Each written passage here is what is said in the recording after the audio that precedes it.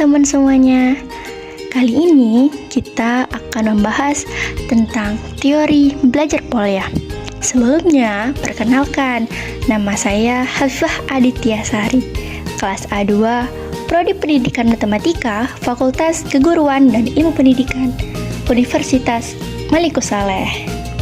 Oke teman-teman semua, sesuai dengan yang di awal, materi kita itu tentang teori belajar Polya. Nah, di dalam materi tersebut ada beberapa hal yang akan kita bahas.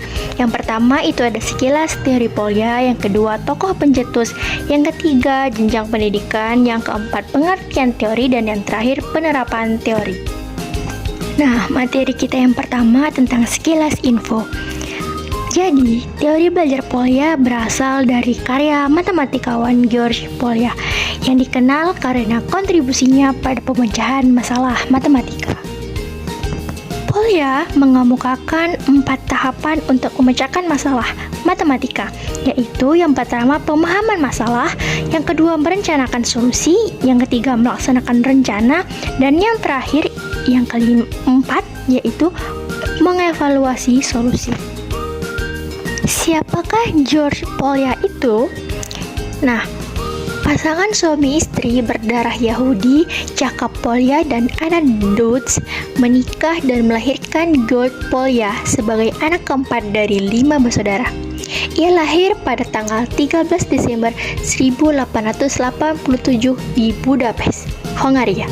Keluarga ibu sudah beberapa generasi tinggal di kota Buda.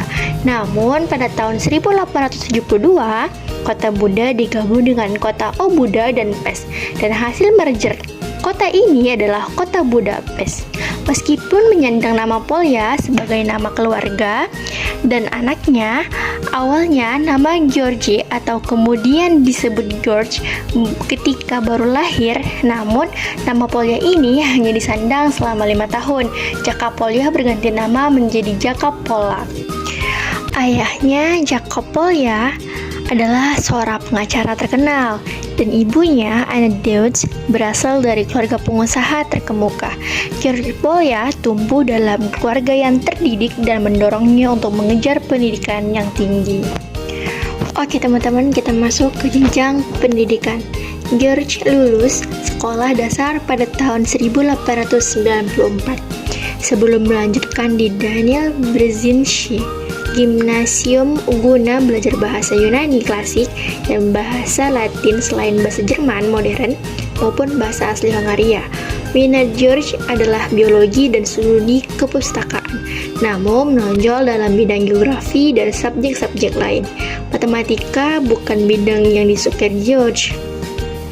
George lulus dan masuk Universitas Budapest pada tahun 1905. Namun, bertahan selama 2 tahun yang memperoleh sertifikat sebagai bekal untuk mengajar bahasa Latin di sekolah menengah.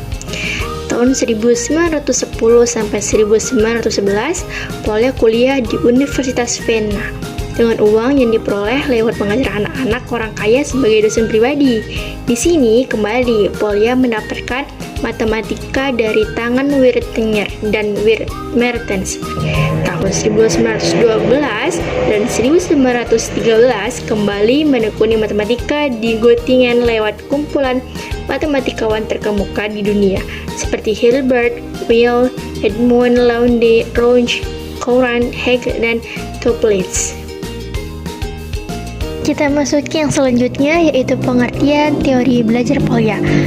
Menurut Polya, pemecahan masalah adalah suatu proses menemukan penyelesaian sebuah permasalahan matematika dan mendapatkan suatu hasil yang tidak dapat dicapai dengan segera. Model Polya merupakan pembelajaran yang melibatkan peserta didik untuk aktif, kreatif, dan mampu berpikir logis, kritis, dan berpikir tingkat tinggi dalam menyampaikan gagasannya untuk memecahkan suatu masalah matematika yang dihadapi dalam kehidupan sehari-hari. Selain itu, model Polya menyediakan kerangka kerja yang tersusun rapi untuk menyelesaikan masalah matematika yang kompleks, sehingga dapat membantu peserta didik dalam memecahkan masalah matematika. Teori belajar Polya terdiri dari 4 tahapan untuk memecahkan masalah matematika, yaitu Yang pertama ada pemahaman masalah. Mahasiswa harus memahami masalah matematika dengan baik sebelum menyelesaikannya. Mereka harus mengidentifikasi informasi yang relevan dan memahami pertanyaan atau tugas yang diberikan. Yang kedua, ada merencanakan solusi. Setelah memahami masalah, mahasiswa harus merumuskan rencana solusi yang efektif. Mereka harus mencari cara untuk menghubungkan informasi yang telah dikumpulkan dan membuat hipotesis tentang cara menyelesaikan masalah tersebut. Yang ketiga, ada melaksanakan rencana. Siswa harus mengikuti rencana yang telah dibuat dengan teliti dan mengambil langkah-langkah yang diperlukan untuk menyelesaikan masalah matematika. Mereka harus menggunakan keterampilan matematika yang telah dipelajari untuk menemukan solusi yang tepat. Dan yang keempat dan terakhir, mengevaluasi solusi. Setelah menyelesaikan masalah matematika, siswa harus mengevaluasi solusi mereka untuk memastikan kebenarannya dan memperoleh pemahaman yang lebih baik tentang topik tersebut. Nah, dengan tujuan memperoleh kemampuan kecakapan kognitif untuk memecahkan masalah secara rasional, lugas, dan tuntas. Oke, kita masuki pembahasan yang terakhir, yaitu tentang penerapan teori belajar Polya dalam pembelajaran matematika. Nah, ada beberapa cara penerapan teori belajar Polya dalam pembelajaran matematika. Yang pertama itu ada memberikan masalah matematika yang menantang.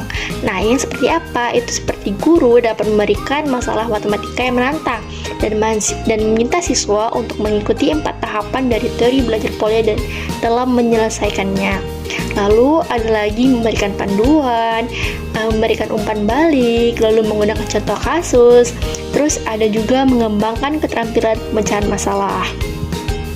Nah, dengan penerapan teori belajar dalam pembelajaran matematika, siswa dapat mengembangkan keterampilan pemecahan masalah yang kuat dan dapat diterapkan pada berbagai bidang studi.